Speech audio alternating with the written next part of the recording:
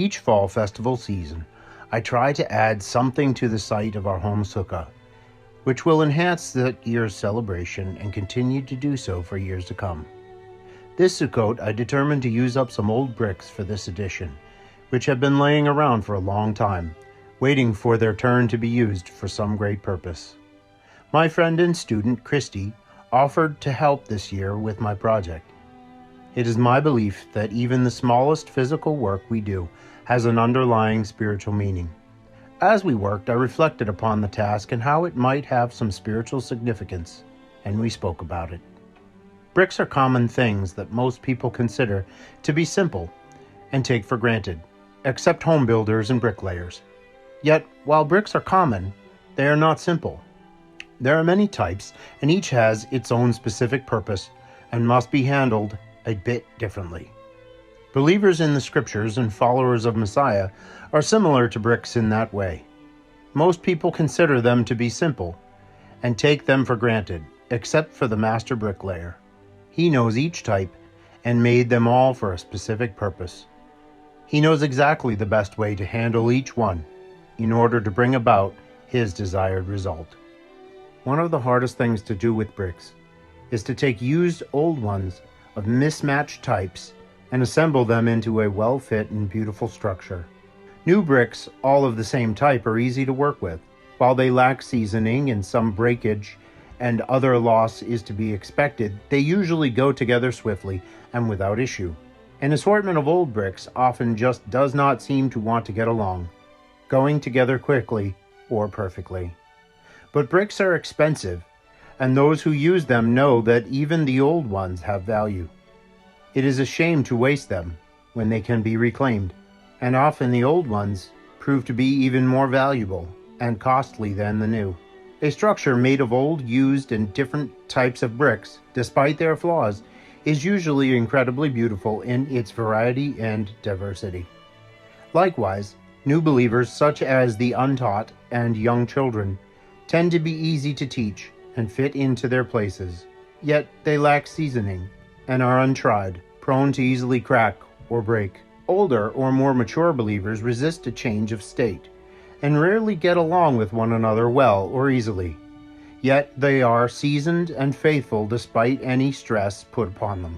The master bricklayer knows their flaws, but also sees their intrinsic potential beauty and value.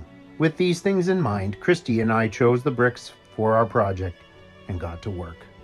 Of course, the first thing one must do to make an old brick useful is to clean it up. Old mortar has to be removed. Possibly some of its edges must be smoothed and its surface cleaned. It is done with a tool called a brick hammer. Using a brick hammer correctly takes a bit of practice and skill. In the hands of a novice, it will break more bricks than it will save. Just the right angle and amount of pressure must be applied with it in order to clean the bricks thoroughly and completely without damaging or destroying them. This takes a lot of time and patience, and thankfully, Christy and I lost only a few of them. There were 66 bricks in this project, and it took an average of about a minute to clean each brick, with some taking more time and some less, depending upon how badly they were marred. The master bricklayer goes through a much more laborious process to personally cleanse each of us from our own impurities and imperfections, taking years or our entire lifetime, rather than just a few minutes for each of us. He uses the Ruach HaKodesh and trials as his tools, rather than a brick hammer, though sometimes it can probably feel like one to us.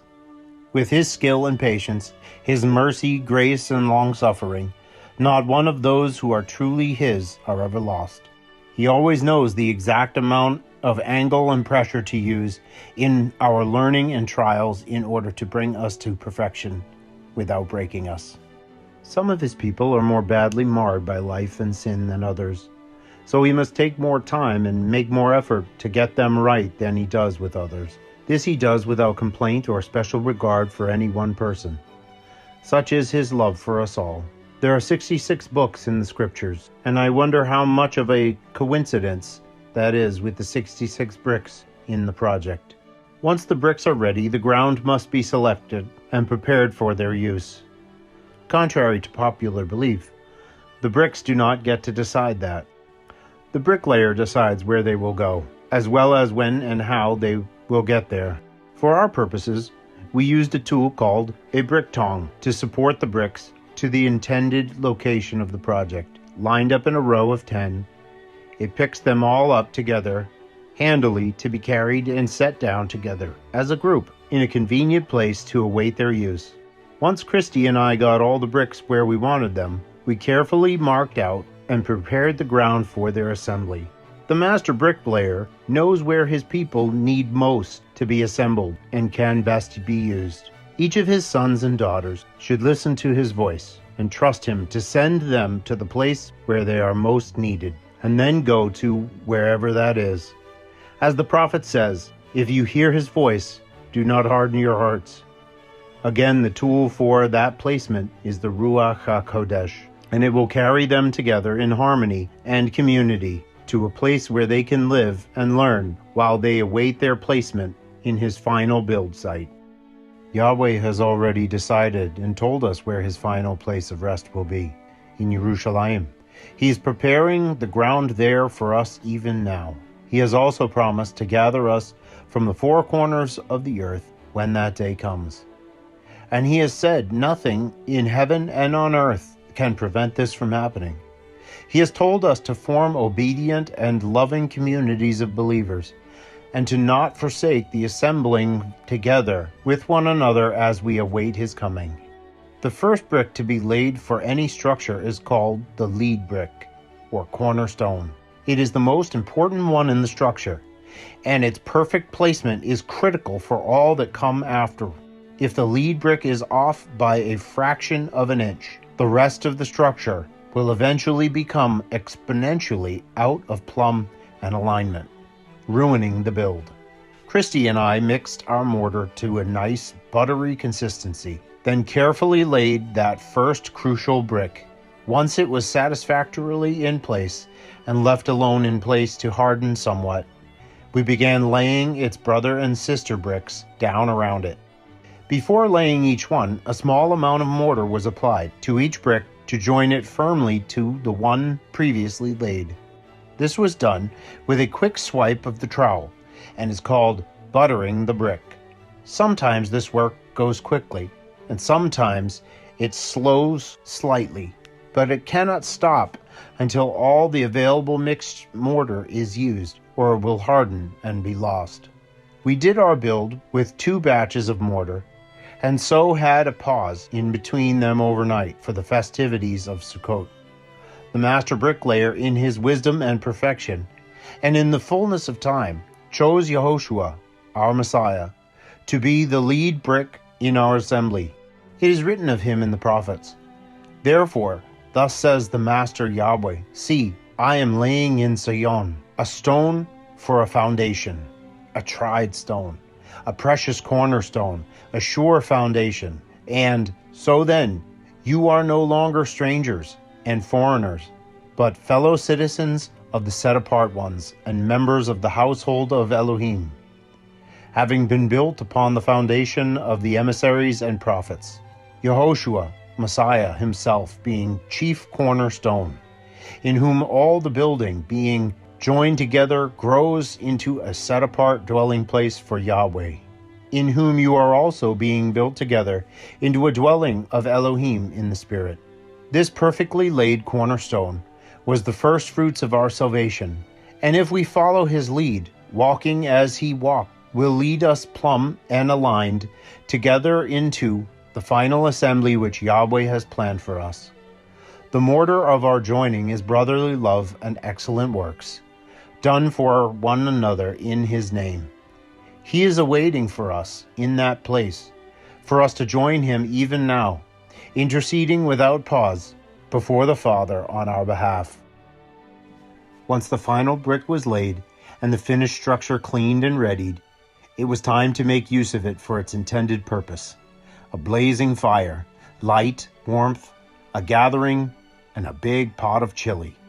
All of these different bricks that came from who knows where, and which had been used once before for some unknown purpose, now served us together as one in honor of the master bricklayer. and to provide for our needs. Old bricks, redeemed and reclaimed, can become a lovely thing when assembled with care and obedience, together for a single purpose which serves the Master. But listen, my friends, a single brick or stone, whether new or old, cleaned and set apart by itself, is of no use or value, no matter how pretty it may be. It is not made perfect until it is joined with other pretty bricks or stones into a structure that has a real use and serves its Master. It is true, we must all work out our own salvation with fear and trembling, but once that is done, we are not meant to be finished work on our own. We must all join with one another in peace, forbearance, and love, becoming that unified house that Yahweh desires and instructs we should be. That is why He selected you. That is why He lovingly and patiently cleaned you up, allowed His own Son's blood to be spilled on your behalf, and has now brought you to that place where you can be joined together with others to serve Him, as He always intended you should. He did not save you to dwell alone, apart from your brothers and sisters in faith.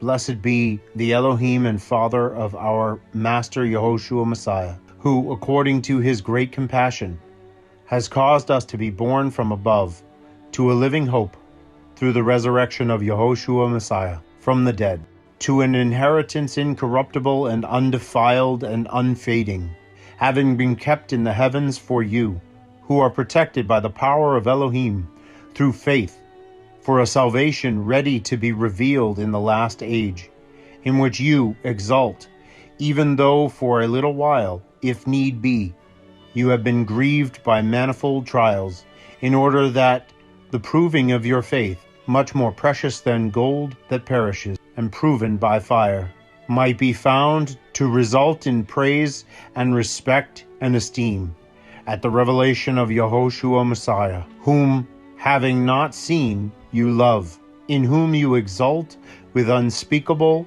and esteemed joy, yet not seeing, but believing, obtaining the goal of your faith, a deliverance of lives. Now that you have cleansed your lives in obeying the truth through the Spirit to brotherly love, love one another fervently with a clean heart, having been born from above, not of corruptible seed, but incorruptible, through the living word of Elohim, which remains forever, because all flesh is as grass, and all the esteem of man as the flowers of the grass. The grass withers and the flowers fall away, but the word of Elohim remains forever. And this is the word announced as glad tidings to you, having put aside then all evil and all deceit and hypocrisies and envies and all evil words, as newborn babes desire the unadulterated milk of the word, in order that you grow by it, if indeed you have tasted that the Master is excellent. Drawing near to Him, a living stone, rejected indeed by men, but chosen by Elohim and precious. You also, as living stones, are being built up, a spiritual house, a set-apart priesthood, to offer up spiritual sacrifices acceptable to Elohim through Yehoshua Messiah. Because it is contained in the Scriptures, see, I lay in Zion a chief cornerstone, chosen and precious, and he who believes in Him shall by no means be put to shame. This preciousness, then, is for you who believe, but to those who are disobedient, the stone which the builders rejected has become the chief cornerstone, and a stone of stumbling and a rock that makes for falling, who stumble because they are disobedient to the word, to which they also were appointed. But you are a chosen race, a royal priesthood, a set-apart nation, a people for a possession, that you should proclaim the praises of Him who called you out of darkness into His marvelous light, who once were not a people, but are now the people of Elohim, who had not obtained compassion, but now have obtained compassion. If you are one of these stones or bricks that are built into the very house of the Most High, you will indeed be joined with others, who are also forming communities of faith and love in obedience to his word, until he comes for you all in his esteem at the end of the age. We who truly walk in the way do not walk alone, my friends. And love from afar is a poor love indeed. By this shall all people know that you are my disciples, if you have love one for another. Let that love be a vibrant, public, and daily one for all to see. Yahweh Imka, Ovadyah ben Yisrael.